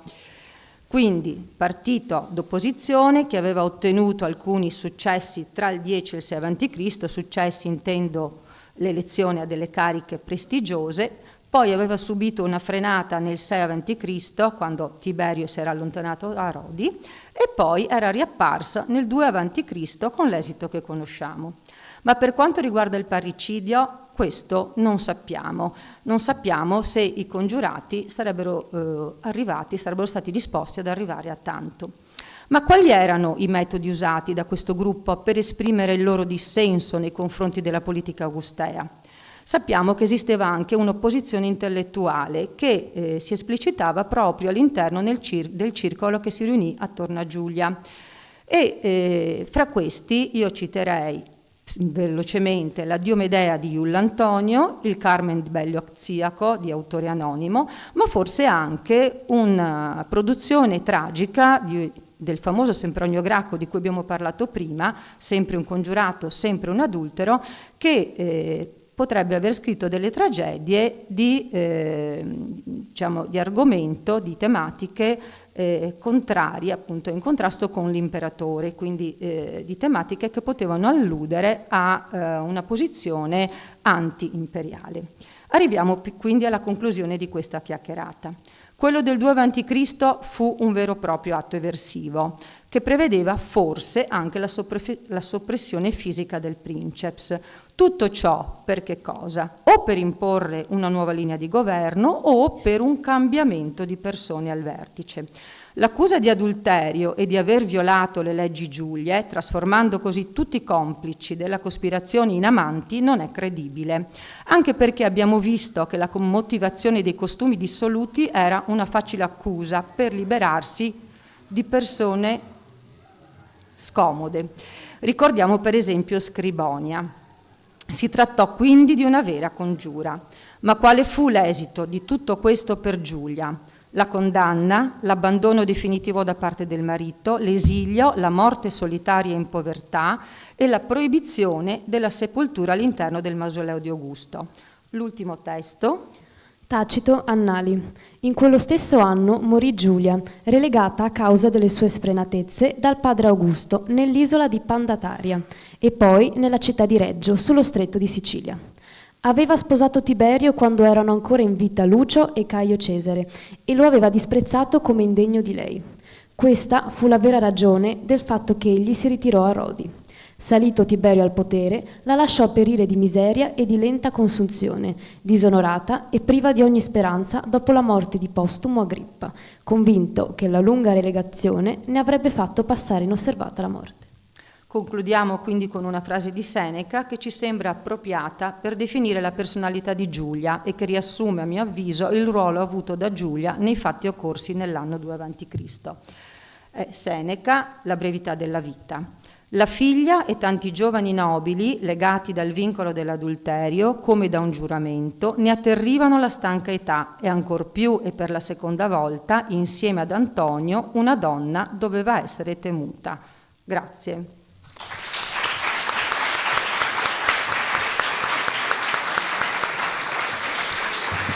Sono rispettano i tempi abbastanza. Ringrazio Antonella Trevision Grazie, per averci studentesse. tracciato quadro di questo personaggio controverso, e da un personaggio controverso passiamo a una donna pericolosa. Chiedo alla professoressa Certo. Cenerini di tornare qui con noi, ancora meglio, ve lo accendo, che ci parlerà appunto di Messalina. Diciamo che abbiamo stravolto un po' l'ordine degli interventi, rimandiamo le domande alla fine, quindi tenete le curiosità per dopo e poi ci sarà spazio. Grazie. Allora, il mio compito è di illustrare il passaggio da una donna dannata, abbiamo appena sentito la bellissima relazione della professoressa Trevision, a un'altra donna dannata, con una differenza non di poco conto. Giulia almeno viene relegata, secondo la dizione giuridica, ad insulam, cioè viene esiliata. La donna di cui invece vi parlo io viene proprio uccisa. Qual è il filo conduttore che lega queste due donne? L'ha detto molto bene la professoressa Trevision. L'avete visto che a un certo punto due fonti, un naturalista come Plinio il Vecchio, che scrive una naturalis historia, non fa la storia, è uno scienziato, però dice che Giulia non soltanto si voleva macchiare di parricidio addirittura, ma era una prostituta. La donna di cui parlerò io è stata bollata con un marchio di infamia che giunge fino a noi senza nessuna critica, vorrei che questo fosse molto chiaro, nessuno si è posto il problema, Messalina era così, era la Meretrix Augusta, lo dice Giovennale nella Sesta Satira, era una prostituta a 360 gradi, quindi vedete che il problema di queste donne vicino agli imperatori è l'uso della sessualità. Perché? È semplice, perché la moglie dell'imperatore deve garantire un successore all'imperatore stesso. Abbiamo appena detto che è il potere monocratico dell'imperatore. Chi è il successore non è più come in età repubblicana, quando i magistrati erano eletti, giusto? Erano dei personaggi sicuramente appartenenti all'elite, ma le loro madri all'inizio non erano menzionate, facevano parte della famiglia del padre e di questo padre dovevano superare le gesta. Quindi con l'impero la moglie dell'imperatore e soprattutto la sua sessualità può diventare un problema, ed ecco che la sessualità antagonista di Giulia diventa un problema politico, proprio perché la donna può contestare la legittimità della successione attraverso l'uso della sua sessualità. Allora veniamo alla nostra Messalina, Valeria Messalina. Giulia, età di Augusto, Tiberio. A Tiberio succede il nipote figlio del fratello Germanico, sapete che dura pochi anni, porta avanti una politica che il Senato non poteva accettare, sale al potere Claudio. Chi è Claudio?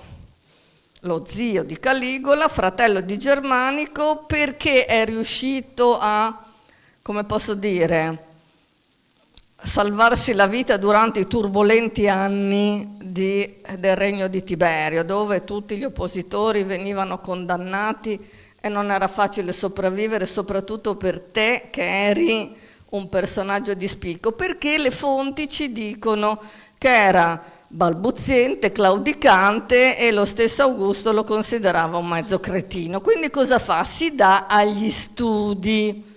Studia tanto, studia la storia degli Etruschi, ma questo gli consente di avere una, come posso dire, momento di tranquillità. Rimane in attesa di vedere gli eventi durante il regno di Tiberio. Che cosa fa? Quando il nipote Caligola prende il potere, incomincia, oggi si parla di scalate, giusto? Che incomincia a rendersi indispensabile al nipote e a diventare uomo forte, uomo politico vicino al nipote. Questo suo nuovo ruolo viene evidenziato, avete capito molto bene che sono i matrimoni che evidenziano il ruolo politico, ma in questo caso è il contrario rispetto a quello a cui siamo abituati. Viene evidenziato proprio dal suo matrimonio con Valeria Messalina, che discende per parte di padre e di madre da Augusto attraverso la sorella Ottavia. Quindi è il matrimonio con Messalina che pone Claudio in una posizione di grande rilievo all'interno della famiglia, quindi da ragazzino emarginato diventa l'uomo forte del regime. Cosa succede? Gli storici antichi, Tacito in primis, che detestano l'impero, quindi descrivono sempre l'imperatore in termini negativi, detestano le mogli dell'imperatore, sapete tutti, la descrizione è quella di un Claudio che è nascosto dietro le tende, quando i pretoriani vanno lì a dire chi facciamo imperatore, scostano la tenda e dicono Otto guarda c'è Claudio e lo facciamo. Vi sembra una narrazione? Eppure è fede degna, a me sembra di no. Peraltro la storia è questa. Quindi Claudio diventa imperatore, siamo nel gennaio del 41, è sposato con Valeria Messalina, appartenente all'upper class della Domus. Hanno già una figlia che si chiama Claudia Ottavia. Messalina è incinta, partorisce un figlio britannico, che ha quindi il cognome che nasce dalla conquista della Britannia ad opera del padre. Un figlio maschio, il primo figlio maschio, partorito dalla Augusta. Che cosa vuol dire essere Augusta adesso? Ancora non tanto, perché chi è la prima Augusta? È la moglie dell'imperatore Augusto, che assume questo nome quando suo marito la adotta per via testamentaria. E già il nostro Plinio, sempre lui, il vecchio, fa un po' di confusione perché dice che Livia l'ha adottato, questo termine Augusta, l'ha adottato per matrimonio, ma non è vero, l'ha adottato, ha avuto questo nome in seguito a un atto stranissimo, un marito che adotta una figlia, ma è ovvio, è già stato detto, è Tiberio che ha bisogno di stabilità nel suo potere. Quindi la nostra Messalina è onorata nella monetazione orientale. Qualcuno mi chiedeva che cosa c'è di Oriente in Occidente, c'è anche questo, gli orientali sono, come posso dire, adusi ai ruoli istituzionali femminili e quindi la nostra Messalina nella monetazione orientale è Sebastè, che in greco appunto vuol dire Augusta, quindi l'Augusto Claudio, la Sebastè Messalina, e diventa l'immagine della fecondità, della prosperità, della stabilità. È raffigurata nell'unica statua che c'è rimasta, unica, lo spiegherò tra qualche minuto, con il suo figlio britannico in braccio nella rappresentazione del famoso gruppo statuario che risale all'inizio del IV secolo a.C. ad opera di uno scultore che si chiama Cefisodoto, che scolpisce ad Atene attorno al 375. Il gruppo è, ne avremo tanto bisogno oggi, Irene, vuol dire la pace, con Pluto in braccio, quindi la pace che porta benessere, la pace che porta ricchezza, la pace che porta stabilità. Ed è stata proprio la maternità stabilizzante, perché l'imperatore ha un figlio maschio, quindi non ci sono tutti i pasticci che ha dovuto subire Augusto, così ben tratteggiati dalla professoressa Trevision, lo stesso Tiberio che poi sceglie il nipote Caligola. Claudio ha un figlio maschio. Siamo alla rappresentazione massima della stabilità. Allora che cosa succede? Perché le nostre fonti, ricordavo prima, Giovenale, Sesta Satira, cosa racconta?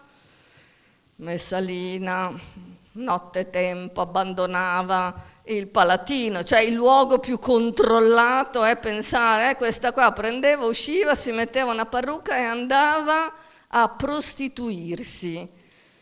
ovviamente aveva tutti i clienti e non le bastava mai, alla fine proprio la cacciavano via. Ma vi sembra che sia verosimile un racconto di questo tipo? A me no. Abbiamo tutte le fonti che ci raccontano la stessa cosa. Arriviamo al parossismo di Cassiodione, che però scrive molto tempo dopo i fatti narrati. Cassiodione, sapete, scrive in età severiana, quindi siamo tra la fine del secondo secolo d.C. e l'inizio del terzo, quindi quali fonti avrà potuto leggere Cassiodione? Cassiodione ci mette in scena una sorta di orgia collettiva e continuativa sul Palatino. Chiunque passava per di lì veniva, come posso dire, arruolato da Messalina. Ma Messalina, infine, può essere caratterizzata secondo un topos narrativo molto preciso, che è quello del tyrannos, dell'autocrate. Quali sono questi tre vizi del tiranno, dell'autocrate? Ovviamente la libido, abbiamo già detto che è una prostituta, l'avarizia, che è l'avidità, tutto quel che vede. Adesso vedete, c'è qualcuno che vuole il Canada, la Groenlandia, cioè vuole tutto quello che vede, uomini, donne, tutto. Quindi è avara, è avida. Poi che cosa succede? L'ultima qualità è quella appunto della immoralità. La sua realtà fa sì che vada la sua attività, il suo comportamento contra i mores. Quindi è una persona che è una antagonista. È una donna immorale, è una donna crudele. Che cosa è successo? Cioè, da una che aveva una posizione di rilievo perché madre del futuro imperatore a una narrazione così. Ma c'è di più. Noi non abbiamo soltanto la narrazione delle fonti letterarie, abbiamo anche la documentazione epigrafica, perché sono state trovate delle iscrizioni dove il suo nome, lei era stata omaggiata come moglie dell'imperatore, il suo nome in queste iscrizioni è stato scalpellato via. Che cosa vuol dire? Ha subito la damnatio memoria, il suo nome, la sua memoria è stata cancellata. Quindi oggettivamente è vero che ha subito una condanna. Allora, cosa è successo per passare da una posizione di vertice a una posizione di condanna? Che cosa è successo? Tacito se la spiega alla sua maniera. Che cosa avrà fatto? Aveva perso la testa. Il verbo che adopera Tacito è exardere, cioè bruciare di passione. Aveva perso la testa, indovinate di chi? Di chi mai poteva perdere la testa? Dell'uomo più bello di Roma. Quindi anche il povero Gaio Silio viene declassato, senatore di grande livello, ma dall'essere un belloccio bellimbusto, giusto? Quindi vedete che in questo caso la narrazione è abbastanza conseguenziale. Si innamora di questo uomo più bello di Roma. Vabbè, addirittura qualcuno ci dice che lo sposa. Le fonti ci dicono che Claudio gli viene detto che Claudio, tu bisogna che ti sostituisci, lui deve diventare imperatore perché è stato fatto un malocchio, quindi Claudio nella sua caratterizzazione di persona poco intelligente dice va bene, divorzio. Quindi vi rendete conto che è una narrazione molto pasticciata di cui non sappiamo assolutamente nulla. L'unica cosa certa è che Messalina viene condannata a morte, parlerò della violenza su questa donna, viene condannata a morte Gaio Silio. Chi era, oltre a essere l'uomo più bello del Senato di Roma? Chi era? Un oppositore politico di Claudio. Che cosa diceva Gaio Silio? Che cosa contestava a Claudio? Di abbassare il livello del Senato, perché Claudio non teneva più in conto come consiglieri politici senatori di alto lignaggio, gli aristocratici, gli aristoi, ovviamente cui apparteneva il nostro Gaio Silio, che era figlio di un oppositore di Tiberio. Bene, Claudio si serviva di chi? Di personaggi di rango basso, infimo livello ci dice Tacito, e che li portava in posizioni elevate proprio per avere una cerchia di supporter che non lo contrastassero nella sua politica. Questo è evidente nel governo delle province. Quindi è chiaro che ha un'opposizione politica, come la professoressa ha illustrato molto bene per il circolo di Giulia, è un'opposizione politica ad Augusto, a un certo tipo di politica di Augusto. Qui siamo, la mia opinione, sulla stessa linea interpretativa. Che cosa succede? Qual è la novità? Gaio Silio pensa di poter legittimare il suo potere. Gaio Silio vuole uccidere Claudio, vuole diventare imperatore. Come fa a legittimare il suo potere? Lo legittima avendo il consenso dei militari, del Senato, dei pretoriani, eccetera. Ma come fa a comunicare a livello proprio di comunicazione pubblica che lui può essere imperatore? È facile, sposando la moglie dell'imperatore. Quindi il matrimonio con la moglie dell'imperatore, nonché madre di Britannico, può diventare una forma di autolegittimazione.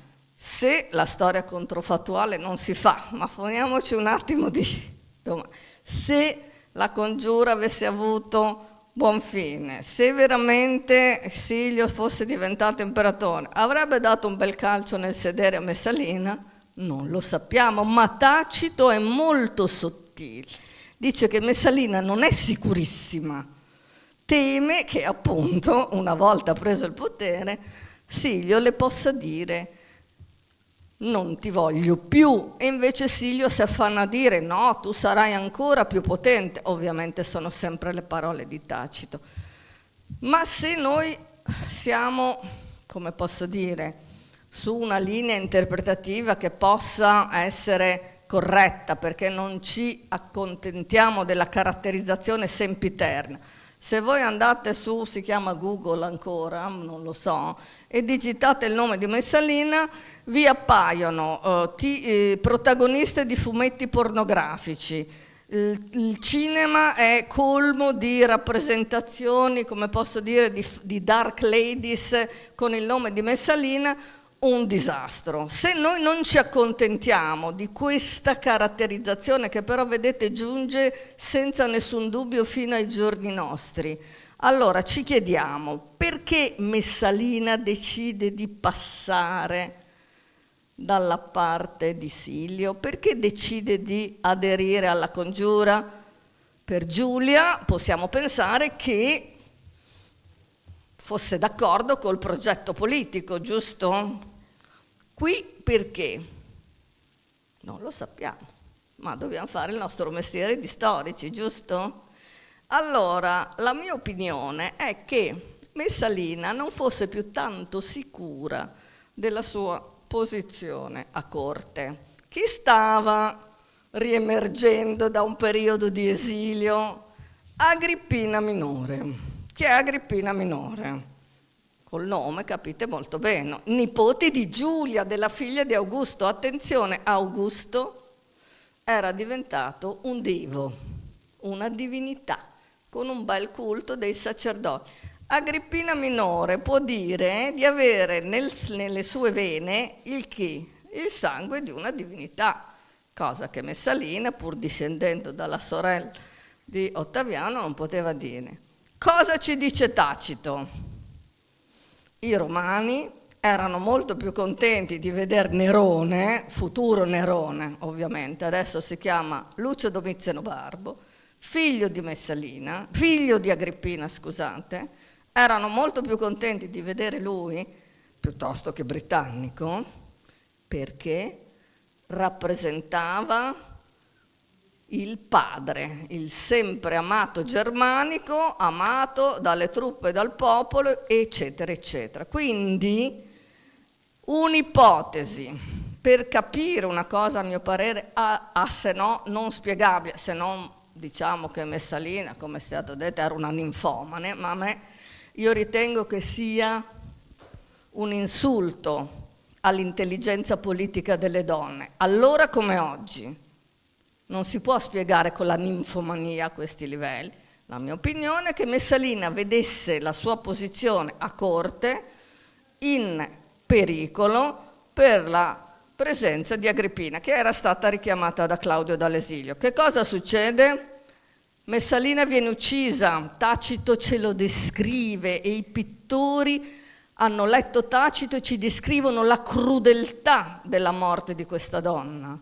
Viene insultata dagli elementi più bassi della società, ha perso il suo ruolo. Attenzione, ci dice Tacito che questa donna era sdraiata per terra. Perché? Perché la sua vita era sempre stata sdraiata, o sui letti, o sulle stuoie dei postriboli, adesso muore anche sdraiata, cioè su di lei le fonti compiono, a mio parere, un'azione molto crudele. Perché? Perché ha rappresentato un reale pericolo per la vita di Claudia. È stata una congiura che è stata molto pericolosa. E allora che cosa succede? Si confeziona una velina di regime in cui si dice che non c'è stato un problema politico. Vedete oggi che cosa si sta confezionando? Non si confezionano le veline, va addirittura in scena, giusto? Le umiliazioni di eventuali capi politici vanno in scena direttamente, giusto? Bene, là, con i mezzi di allora, si confeziona una vulgata, ma la confeziona la corte di Claudio, in cui la colpa è tutta della ninfomania di Messalina. E con questa narrazione io credo spero di aver ridato un po' di dignità. Ultima chiosa, questa ragazza quando muore ha poco più di 22 anni, la sua vicenda umana si risolve in pochi anni.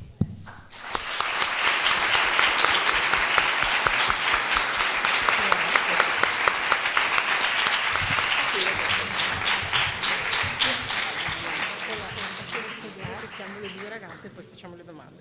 Sì, dove vado? Faccio sedere, si vuole anche qua con loro. No.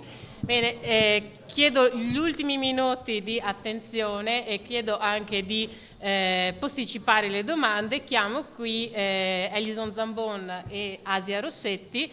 Sono due studenti della magistrale in scienze dell'antichità, nonché due dei nostri studenti che appunto nell'anno scorso hanno frequentato il laboratorio di didattica innovativa Women's Life, Women's Histories e che quest'anno invece ci aiutano come tutor sia per il laboratorio sia per il PCTO. Lascio a voi subito la parola. Grazie, buonasera a tutti. Volevo innanzitutto ringraziare le due professoresse Ror e Valentini per questa importante opportunità di parlare in questo luogo così illustre e prestigioso. Noi vi presenteremo oggi la seconda stagione del podcast che cerca di restituire la voce delle donne nel mondo romano. In particolar modo in questa seconda stagione abbiamo affrontato un tema tremendamente attuale, quello della violenza contro le donne.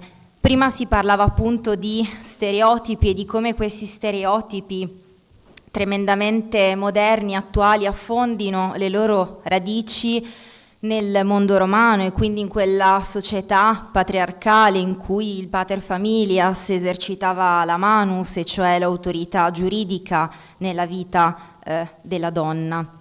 E possiamo appunto applicare questa riflessione proprio nell'argomento di cui ora vi parlerò. In questo podcast abbiamo cercato di affrontare un terreno particolarmente minato, quello delle leggende. Le leggende sono un terreno minato perché è un terreno complesso, soprattutto perché sono storie raccontate ed elaborate a posteriori, probabilmente in età augustea, quando la propaganda era forte. Quindi è sì un terreno particolarmente minato, ma interessante, perché le leggende sono veicolo di idee, quindi del pensiero di quel momento, del momento in cui si sono appunto sviluppate. Abbiamo affrontato in particolar modo 3 leggende che hanno avuto come protagoniste 3 donne, Tarpea e Clelia, le cui vicende si ascrivono cronologicamente al periodo monarchico, e Virginia, di cui parlerà più tardi Asia, che invece si ascrive cronologicamente al periodo proto-repubblicano. In particolar modo queste leggende si collocano in un momento cronologico di svolta, in un momento di grande cambiamento. In particolar modo Clelia, la figura di cui io mi sono occupata, le vicende appunto di Clelia si inseriscono cronologicamente nel 508 a.C., un momento di svolta, si assiste al passaggio dal periodo monarchico al periodo repubblicano. È il 508 e i luoghi sono Chiusi e Roma. Tarquinio il Superbo è stato cacciato da Roma e ha chiesto aiuto a Lucumone, al re di Chiusi, Porsenna. Romani ed Etruschi riescono a suggellare un accordo, ormai gli Etruschi sono arrivati sulla sponda destra del Tevere, sul Gianicolo. Appunto le due fazioni, Romani ed Etruschi, riescono a suggellare un accordo, ed è proprio in questo contesto che si inserisce la vicenda violenta di Clelia, di questa giovanissima, di questa Virgo, ha probabilmente 10-11 anni, e che è parte degli ostaggi che sono andati appunto a Porsenna. Con una grandissima audacia, un grandissimo coraggio, Clelia attraversa il Tevere, dalla sponda nemica raggiunge la sponda amica, quella dei Romani. Il gesto di Clelia è appunto un gesto di grandissimo coraggio, di grandissima audacia, e con grande stupore le fonti antiche, che come abbiamo capito sono tutte fonti maschili e quindi di parte, non mancano di elogiare questo gesto. Addirittura Porsenna, che dovrebbe essere offeso da questa azione, elogia la ragazza, presentandola come una vera e propria eroina, nonostante sia venuta meno alla fides, a quella fedeltà, a quella parola data che era stata appunto suggellata tra Romani ed Etruschi.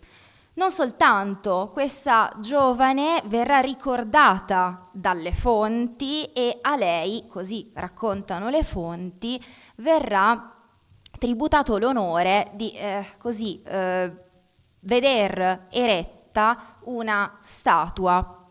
Un onore che, dobbiamo ricordare, veniva tributato agli uomini, e nel corso della storia romana a pochissime donne. Bene, ora vi faccio ascoltare non tutto, una parte del podcast, ricordandovi di ascoltare i nostri podcast, in particolare non soltanto la seconda stagione ma anche la prima. Sono reperibili su 3 piattaforme: Amazon, Spotify e soprattutto nel sito di Gefra, che contiene anche molti altri contenuti di storia femminile romana, che vi invito a consultare.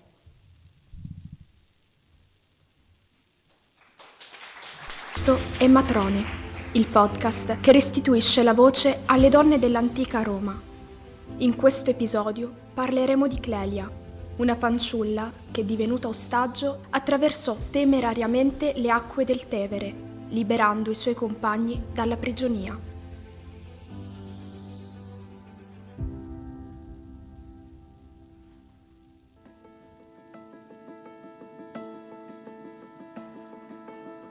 chiusi 508 a.C.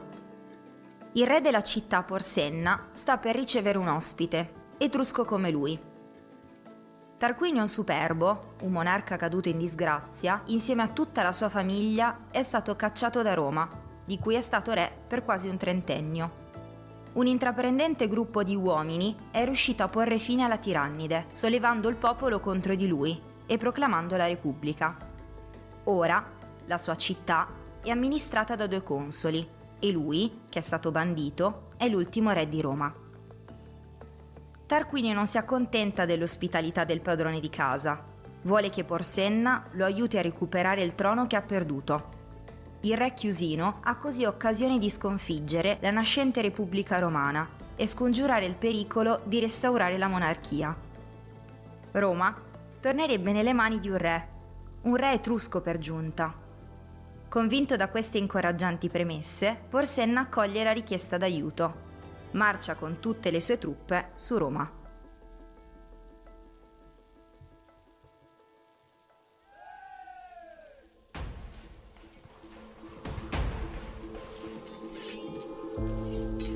Roma, nello stesso anno.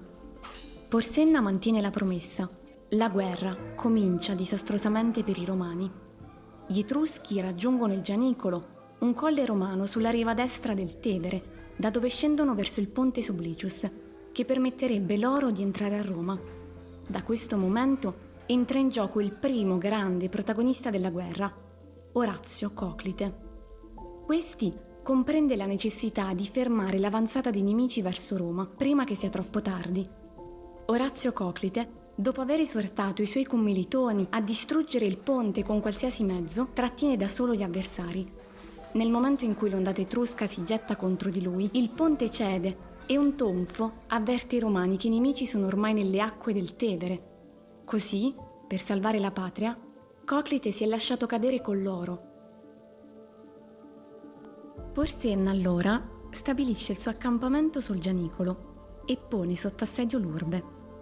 Ma Gaio Muzio, un giovane romano di nobile famiglia, ispirato da ideali repubblicani, non è disposto a veder naufragare il nuovo assetto politico. Dopo aver consultato il Senato, decide in gran segreto di entrare armato nell'accampamento nemico per uccidere Porsenna, ma fallisce e viene consegnato al re etrusco.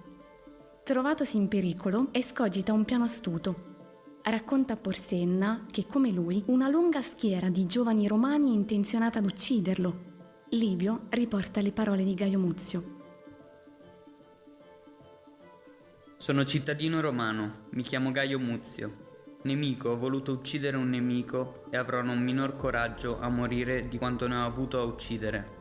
Bene, vi lascio con l'ansia, nella speranza che tutti voi ascoltiate la continuazione, e cedo la parola ad Asia, che si occuperà di Virginia, quindi dell'altra donna vittima di violenza. E grazie per l'attenzione.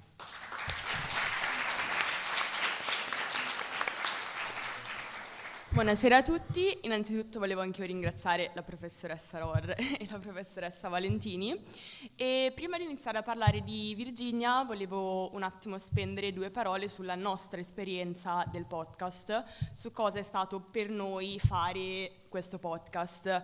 Innanzitutto difficoltà è la parola che mi viene subito in mente, perché noi a livello accademico per l'università non siamo abituati a scrivere testi di public history, quindi testi che debbano arrivare a un pubblico ampio, a un pubblico che non sa e non conosce l'argomento. Quindi questa sicuramente è stata la prima difficoltà che abbiamo incontrato. E la seconda difficoltà è come restituire la voce a una donna che non parla, perché soprattutto Virginia è nota e riconosciuta per essere tacita, per essere muta, quindi come farla parlare? E purtroppo non siamo riusciti ad aggirare questo ostacolo, perché abbiamo dovuto raccontare di Virginia attraverso le parole degli altri, attraverso le parole delle fonti, ovviamente maschili, che ci restituiscono l'immagine di una donna che è perfettamente conforme a quello che è il modello matronale della donna domicila, della donna che non parla. E ovviamente una Virginia perfettamente conforme al modello si rifà a quella che è tutta la trasformazione di età augustea, perché Virginia ovviamente è un personaggio leggendario, una leggenda che viene costruita in età augustea, e è un momento in cui Augusto ha necessità di creare dei modelli che siano dei modelli anche al femminile, e quindi ovviamente ha necessità di creare immagini di donne domisside, lanifiche, di donne che non parlano. E purtroppo Virginia non parla anche quando subisce violenza, anzi la colpa della violenza che lei subisce ricade su di lei. E purtroppo questo, come avevamo già parlato con Alison in un'intervista, in un articolo che potete trovare sul sito di Ca' Foscari, è un tema tremendamente attuale, il fatto di subire e di ricevere anche la colpa di aver subito violenza. Tant'è che per Virginia l'unico modo per liberarsi di questa colpa, che poi è una colpa che non solo ricade su di lei, ma soprattutto ricade sulle figure maschili che le stanno intorno, anzi questa è la cosa più importante, perché a nessuno importa della donna che subisce violenza, ma di come questa immagine poi si ripercuote sulle figure maschili, in questo caso sul padre prima di tutto. E appunto è proprio il padre a scegliere di compiere questo gesto, ovvero di uccidere la figlia per purificarla da questa violenza. Quindi vediamo come addirittura la morte sia preferibile, sia addirittura una via di fuga da un'immagine compromessa da una violenza subita proprio da una figura femminile nella famiglia. E anch'io appunto volevo far ascoltare una piccola parte del nostro podcast. Benvenuta o benvenuto. Questo è Matrone, il podcast che restituisce la voce alle donne dell'antica Roma. In questo episodio parleremo di Virginia, una donna uccisa dal suo stesso padre per sfuggire a una violenza.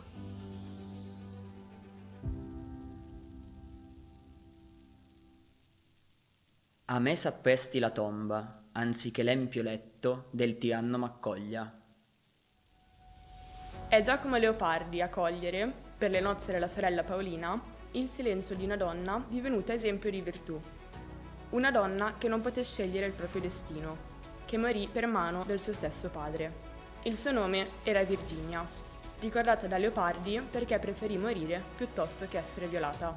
Ma facciamo un passo indietro.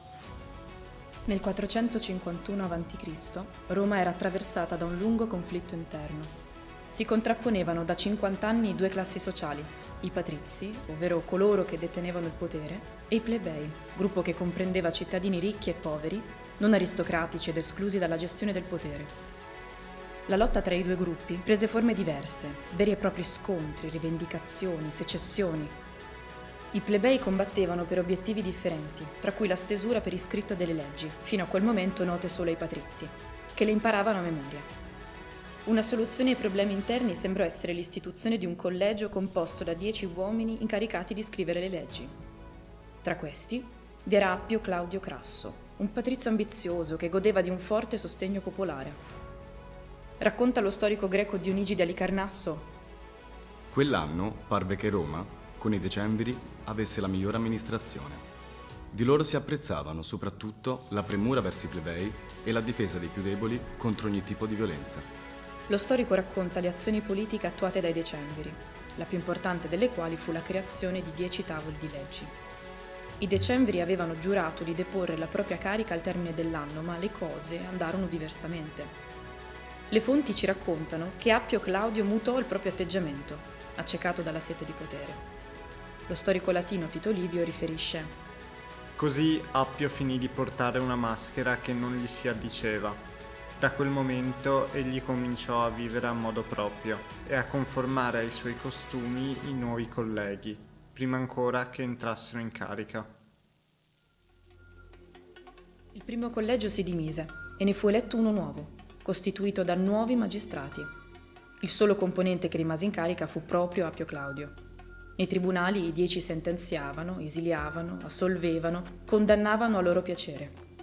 Tradito, il popolo perse la fiducia nei suoi magistrati Molti scapparono in attesa dello scadere dell'anno, altri, minacciati, si videro costretti a supportare il nuovo regime. La debolezza della situazione interna a Roma fu evidente anche ai suoi nemici. Sabini ed Equi, popoli confinanti con i Romani, decisero di approfittare del momento critico della città per sferrare un decisivo attacco. Si combatté una guerra, un buon modo per distrarre la cittadinanza dai problemi interni. È qui che comincia la storia di Virginia. Virginia fu una giovane donna di origine plebea. È il suo stesso nome, derivato dal gentilizio paterno come tradizione, a suggerire che era figlia di Lucio Virginio, uomo di saldi principi, che comandava una centuria sul fiume Algido. Virginio, padre della ragazza, partecipò alla guerra contro Sabini ed Equi e la sua lontananza fu causa di molte disgrazie per la ragazza, che si trovò sola e senza protezione. Una condizione non certo auspicabile per una giovane donna romana, nubile, in un regime di uomini tiranni. Di lei, lo storico latino Tito Livio ricorda sopra ogni cosa l'estremo pudore, il suo essere in età da marito e di straordinaria bellezza. Come per ogni giovane donna romana, anche il destino di Virginia era già stato scritto. Avrebbe dovuto legarsi ad un uomo attraverso il matrimonio, un vincolo che consegnava la sposa alla piena autorità del marito. Così Virginia era stata promessa all'ex tribuno della plebe Lucio Icilio, distintosi nelle lotte a favore. Bene, anche qui vi lasciamo l'attesa.